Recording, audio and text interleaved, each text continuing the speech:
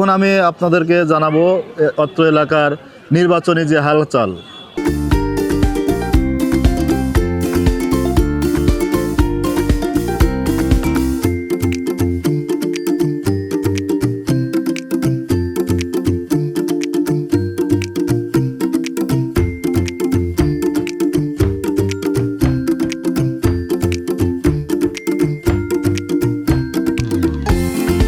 করেন কি আপনি? আমি কৃষিকাজ করি, বাজারে নাইট ডিউটি করি। আসছে তো আগামী জাতীয় সংসদ নির্বাচন, ওই নির্বাচনে কেমন প্রার্থী আপনারা চান? কীরকম প্রার্থী হইলে এমপি হিসেবে দেখতে চান? আমরা একটু সৎ মন লোক হইলে তো আমার ভালো হয়। ঘটনা হইলে বিএনপি, আওয়ামী লীগ, এরশাদ বহু কিছুই দেখলাম, জাতীয় পার্টি। আমি জামাত সব হইতেছে, দেখি ভাগ্যে কী হয় না হয়। আসলে জামাতের কথাই বেশি বলে বেশি ভাই এই এলাকার মানুষ। এলাকার মানুষ তফসিল তো ঘোষণা হওয়ার পরে প্রার্থীরা কোন দিকে কীরকম আলোচনা করছে? ঠিক পাওয়া যাইতেছে না। কার কথা, আপনি কার কথা বলেন? বেশি দেখা যাইতেছে বিএনপি। নির্বাচন এমন একটা বাংলাদেশে সরকার মানে নির্বাচনের মাধ্যমে নির্বাচিত হয়। সাধারণ জনগণ এই সরকার নির্বাচন করে যাতে তাদের অধিকারের পক্ষে কথা বলে, তাদের যে বাংলাদেশের যে সমস্যা দেয়, এই যে দ্রব্য চাহিদা, এগুলো সম্পর্কে কথা বলে। তো এরকম একটা মানে সরকার বাংলাদেশে মানুষ চায়। তো বর্তমানে আমরা যেটা দেখতে পাচ্ছি যে দেশের মানুষের কথা, সাধারণ জনগণের কথা বর্তমানে বাংলাদেশ জামাত ইসলামী বলতেছে। তো আমরা এবার প্রথম ভোটার হয়েছি, তো তারুণ্যের প্রথম ভোট ইনশাল্লাহ দাঁড়িপাল্লার পক্ষেই হোক, আমরা ইনশাল্লাহ দাঁড়িপাল্লাতেই ভোট দেব।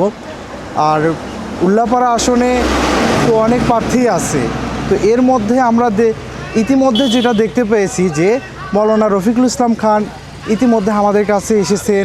তিনি আমাদের বেকার সমস্যার সমাধানের প্রতিশ্রুতি দিয়েছেন। ইনশাল্লাহ আমরা আগামীতে ওনাকে ভোট দিয়ে জয়যুক্ত করব। আগামী জাতীয় সংসদ নির্বাচন তফসিল তো ঘোষণা হয়ে গেছে। জি হয়ে গেছে। তো এবার কি চিন্তা করতেছেন, কাকে ভোট দিবেন? আল্লাহ যদি বলাতে আমার ভোট জামাতে যাবে। জামাত ইসলামে? হ্যাঁ ইনশাআল্লাহ। প্রার্থীর নাম কি?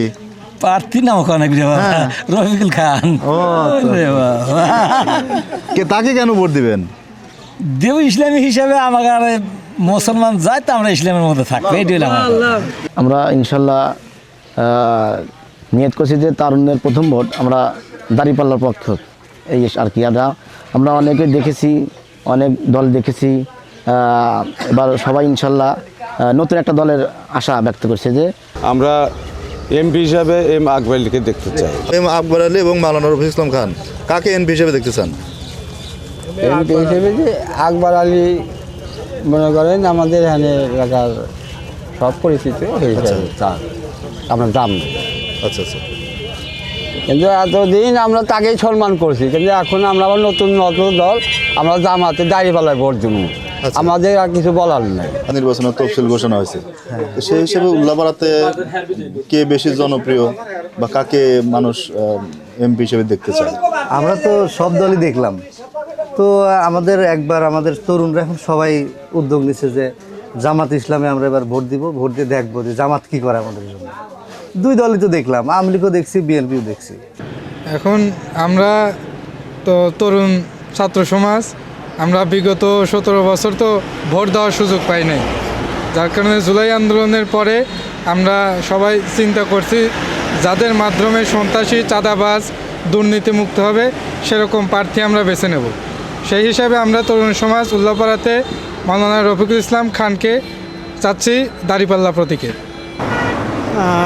জি, আসলে আমাদের উল্লাপাড়া তো প্রায় 17 বছর আমরা একটা জিম্মির মধ্যে ছিলাম, সবাই একটু স্বাধীনভাবে কথা বলতে পারিনি। যেরকম আপনার একটা কিশোর গ্যাংদের একটা প্রভাব ছিল, যার কারণে দেখা গেছে রাস্তাঘাটে আমাদের মা বোনদের চলাফেরা অনেক কঠিন ছিল।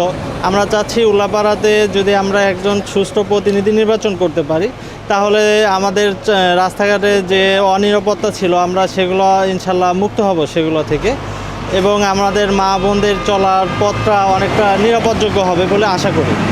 দাঁড়িপাল্লার প্রতীকে যে খান ভাই আমাদের নির্বাচিত করছে, আমরা যদি তাকে নির্বাচনে সংসদে পৌঁছাতে পারি তাহলে ইনশাল্লাহ আমাদের উল্লাপাড়াটা আমরা সর্বোচ্চ আশাবাদী আমরা নিরাপদ একটা শহর হিসাবে দেখতে পারবো।